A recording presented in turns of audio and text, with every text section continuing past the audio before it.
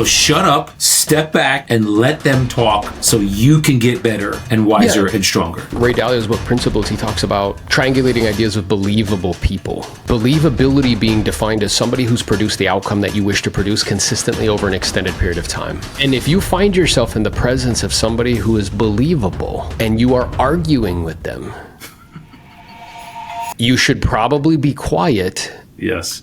And start taking notes. Now, that's not I'm aware that sounds like an egotistical statement, but I do the same thing, bro. Like when I was trying to figure out media, I sought out somebody who had businesses doing like $1 million a year in revenue or a month in revenue, and their primary client acquisition channel was media. And I promptly, not after I paid them, I promptly shut up and listened and took notes, right? Yeah. So,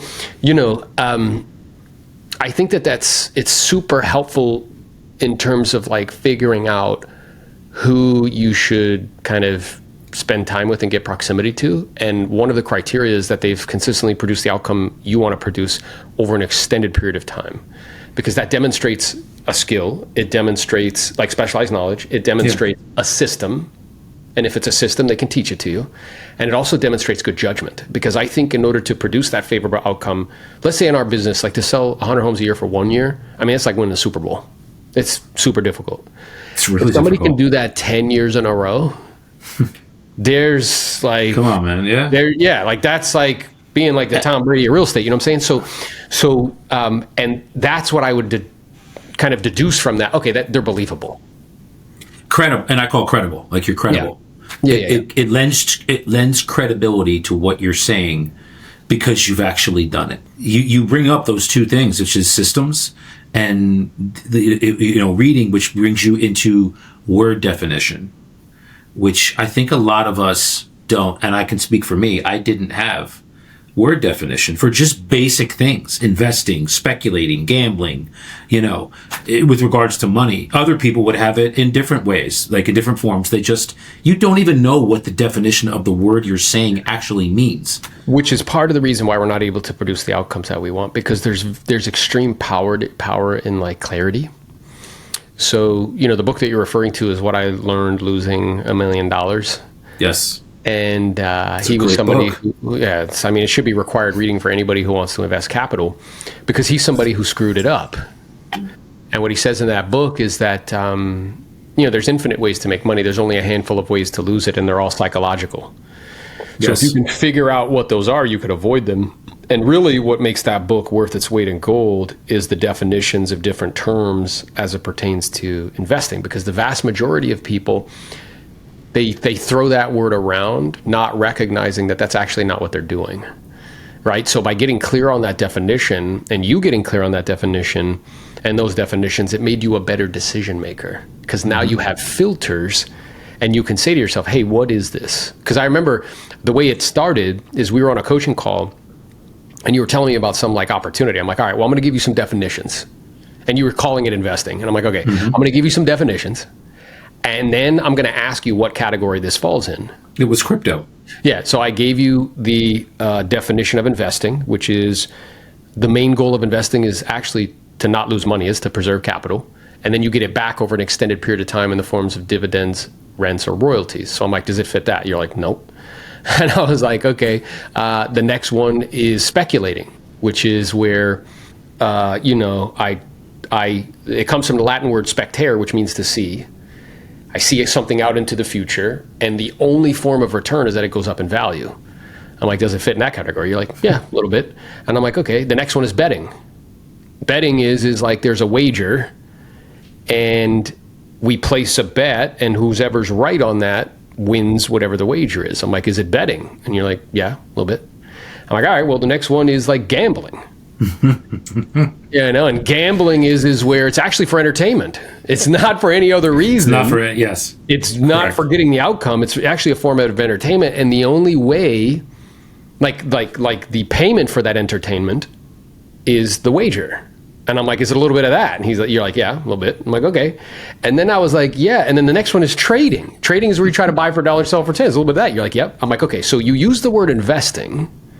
Now that you're clear on what these definitions is, which category does this fall into? You're like, well, it falls into those other four, not investing. Everything but. Yeah. So I said, okay. And as a percentage of your net worth, knowing what this actually is now, do you think that it makes sense to put that amount of capital, which is X percentage of your net worth, towards something that is trading, speculating, betting, and gambling? And you were like, no. So you see how powerful those filters are? Yes. And it's having the proximity to somebody who's already producing favorable outcomes in the financial world that I didn't have prior to us getting together. It's just your buddies hanging out and maybe in the bar, and you're like, what are you doing? It's like, I got this thing. And it's like, you know what I mean? That's it. Yeah, and then you think you're hot stuff, and you do stuff, and then you end up on your parents' couch. You know what I'm saying? Like that's how it happens, bro. It's a joke, but it really isn't, because that's exactly how it fucking happened. It really does. It's crazy, man. And what's cool about this is that your testimony is a testimony for many. It's like the story of one is a story of all. So and the great news is that we live in a time now where you can get access to guides basically for free and unlimited. You know what I mean? Whether it's like a YouTube channel, whether it's like a book, whether it's a webinar that's free. Mm-hmm. Now the challenge is figuring out what's worth stacking time on top of. Meaning, like, who is somebody that is believable? Like, that's the challenge. You know what I'm saying? Yeah. But once you find that, I think we live in this unprecedented time where you could just tap into it. Because previously, if there was like somebody who knew something and you wanted to know, I'd have to send like a horse with a note and hope that it got back to me, or I'd have to make the pilgrimage and I might die on the way of like diarrhea. You know what I'm saying? Yes. Of course. Now it's like we live in this wild time where you can get proximity pretty easily. It's so simple. I just had my call, my team, and we were talking about. I got them all. So the goal for next call is everybody's having their YouTube page up. Ooh. Like, they don't even have YouTube pages up. A couple of them did, but so the goal is to have it up. Because I said to them, that there's no reason that you guys can't get on a platform and start talking about what you guys are doing.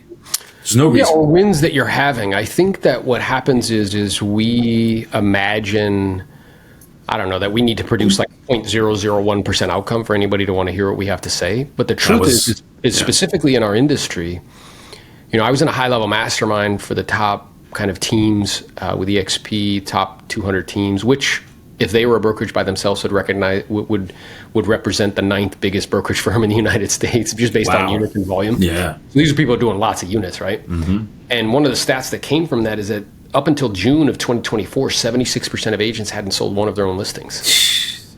And up until June of 2024, like 1.2% of all agents hadn't sold more than 30 homes. 1.2. So what most agents don't recognize, that if you're doing 15, 20, 30 deals a year, like, you're already in the top 10% of outcomes. They're just comparing themselves to people that are 0.001% outcomes. Yeah. So, I think that there's a place for everybody. And sure, can that person kind of add value to somebody who's done 5,000 transactions in their career? Probably not. But could they add value? But that person's fewer and far between. Mm-hmm. What's actually a much bigger segment of the population are people trying to get to where they're at. Yeah, you're comparing the niche to the majority.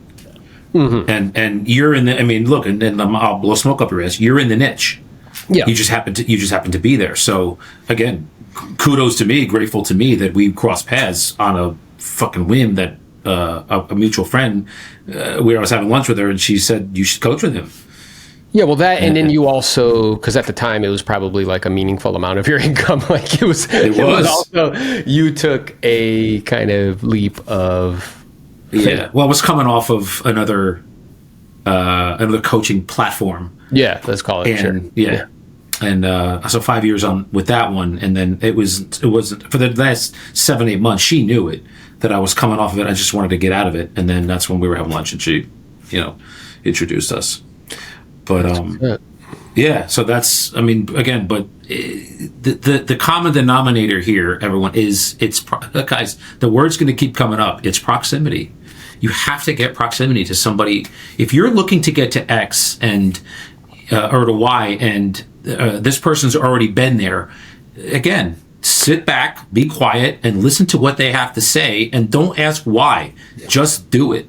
Yeah, and a really good kind of example that I can give, an analogy that would paint this very clearly for your listeners, is imagine you were trying to get to, like, you're going on a hike, and you're trying to get to this mountain that's way off in the distance. and you don't even have a map. Now, you're determined, you're persistent, you're full of gusto, and, some like kind of piss and vinegar, and you're like, I'm going to make it happen. You know what I mean? Whatever, come hell or high water, I'm going to get to that other mountain. And the truth is that you might. Mm-hmm. What's also true is you're going to experience a lot of pain because you're going to have to learn by making mistakes, and a tremendous amount of them kind of at warp speed. Now, also, and what's true is that the probability that you'll make it to the mountain is drastically decreased because of those obstacles, because of the obstacles, challenges, and because of how difficult it is. So imagine then that you're on the same hike, and prior to engaging somebody, you notice somebody who's got a backpack that's weathered and worn, who's got gear that you haven't even thought to bring, who's wearing kind of shoes, and you look down at your shoes and you're like, man, dude, I am not prepared for this. And that individual says to you like, hey, where are you trying to go? And you're like, well, I'm trying to get over that mountain over there. I'm like, yeah, it's an awesome mountain. And you say, how do you know? Have you been there? He's like, yeah, I have. As a matter of fact, I've been there 10 times. They're like, really? I'm like, yeah, dude. It's like, wow. And they're like, well, do you got any tips for me? It's like, yeah, well, I could give you some tips. At the same time, I'm actually headed there right now, and I can actually be your guide. And they're like, really? And you're like, yeah. It's like, well, why would I do that instead of trying to do it myself? It's like, yeah, you could do it yourself. What I'm aware of, though, is that it's going to be really painful, and your probability of actually getting to the top of that mountain is radically reduced. Because there's a lot of pitfalls and things that you haven't really thought about. And truthfully, I didn't figure out how to get to that mountain with ease until the 5th time I did it. So you have a choice to make, young Padawan. You can either do it yourself, or you can have me to be your guide. Which would you prefer? And that's really perfectly illustrates, because there's nothing new under the sun. Everything you want to do, somebody's done it already. Right? Mm-hmm. You want to attract a bunch of people into an organization? Somebody's done it already. You want to figure out media and how to grow a big kind of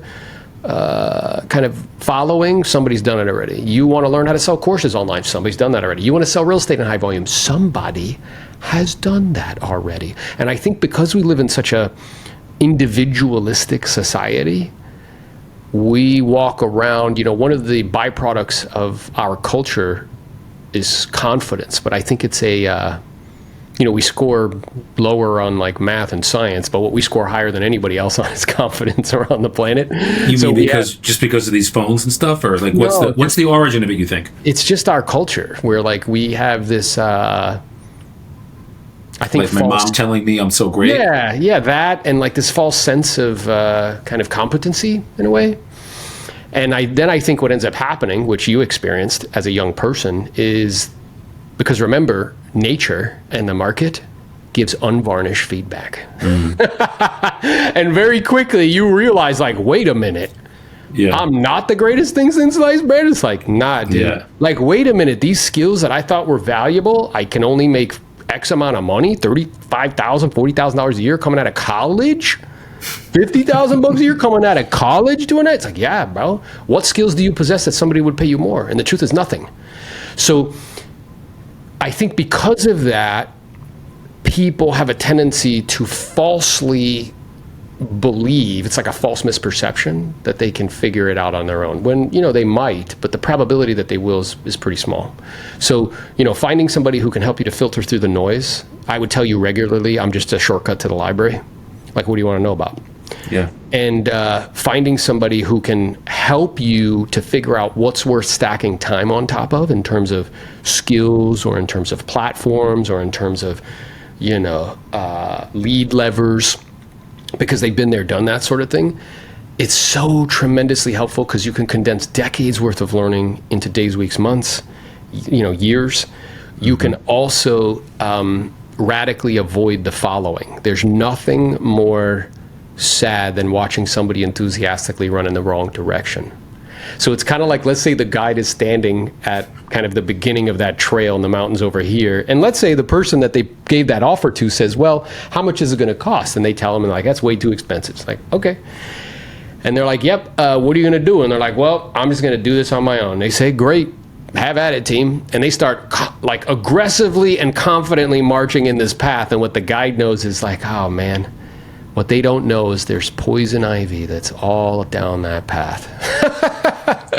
They're going to find out in a minute though. You know what I mean? Yeah. It's two things come to mind. Number one is nature rewards deserve, does not reward need. And that was prevalent very long ago. We went over that. You have to deserve what you want, because there's many, and an example that's given is there a plethora of people out there that need food and water that don't get it? Yeah. Or in the animal kingdom specifically, because there may be like socioeconomic dynamics or kind of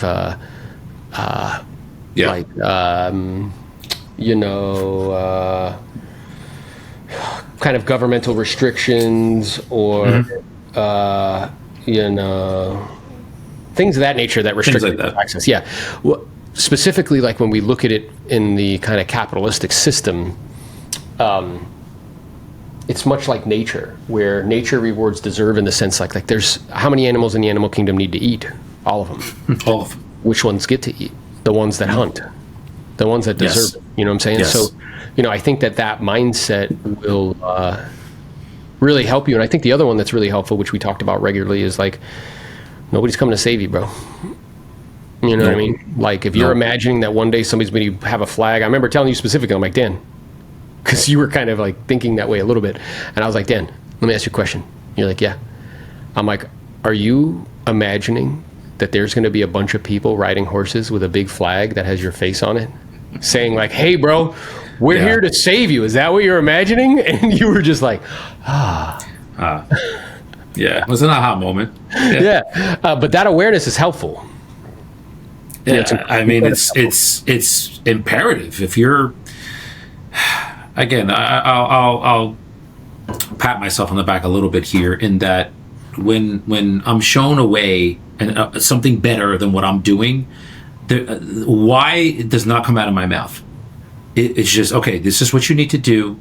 Stop doing this, do this, and these results will come. And, that's what I started doing.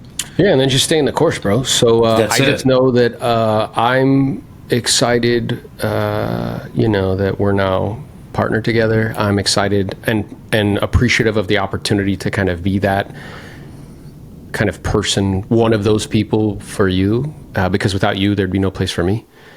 And I'm also really excited to see how you are now beginning to pour out and, be that person for other people. I mean, I should have had topics here to talk about leadership. We were going to talk about media. I mean, there's so many things that we could get into. We don't necessarily even talk about me. It's just in general, like the principles that you talk about that are now being shine on as far as me and others in the org. Yeah, and that's the intention, because the goal is everything rises and falls on leadership. Yes. And the goal is leadership and duplication. The way you duplicate yourself is that's kind of like discipleship. So that's the goal and objective, and you're moving in that direction. So if you want to do this again, we can certainly do it and dive into some of those other topics. I think what, and you said it too, that my story of one's the story of all, and it's true. I think that what people would want to hear about is how, number one, leadership, if they don't see themselves as a leader, or just leadership in general, the principles of it, how it comes about, specifics, and then media, the whole thing with media, which you guys, Aaron was it didn't have anything to do with media. What did we say, 2 years ago, 3 years ago? 3 years ago. Yeah, I was the guy I'd make fun of people who did it. You know what I mean? Like, what's funny is like last year, I was asked at EXPCon to do a presentation on media, right? But that was hilarious to me internally, and for people who know me, who have known me for a long time, they kind of probably chuckle. Mm-hmm. I think it's a testament, though, to this kind of saying that like the most expensive thing you can own is a closed mind, and I just changed my mind on it because I recognized that it was actually really valuable and important. As did I. I was like, no for a hard. I was a hard no for a while. And now you get it. You totally get it. So yeah, I mean, we can figure out another time to do this. Listen, I just want to, number one, first and foremost, thank you for even giving the time to. I know you're a busy guy. Yeah. Giving me an hour to kind of talk to you and chop it up a little bit about, my shortcomings and where I'm going, where you've been, where you're going, and if others can see themselves in the stories that you have and I have. Yeah, and I think the key component there is just like kind of sharing some key concepts, some key principles. And then, if we connect and do this again, we can dive into kind of some specific, some tactical information with regards to media, with regards to leadership and things of that nature. I appreciate you, my brother, and I got to go, but be well, and you're, I appreciate you coming on. This was big time. Yeah, dude, I love you, man. I'll talk to you soon. Likewise, brother. Peace. People don't know the history that we have together. They don't know our history, Dan. They don't know our history. They know that I am obviously part of the Elite Builders. I rep the brand every time I sit in front of this mic. But maybe they don't know the origination and the origin of the Elite Builders.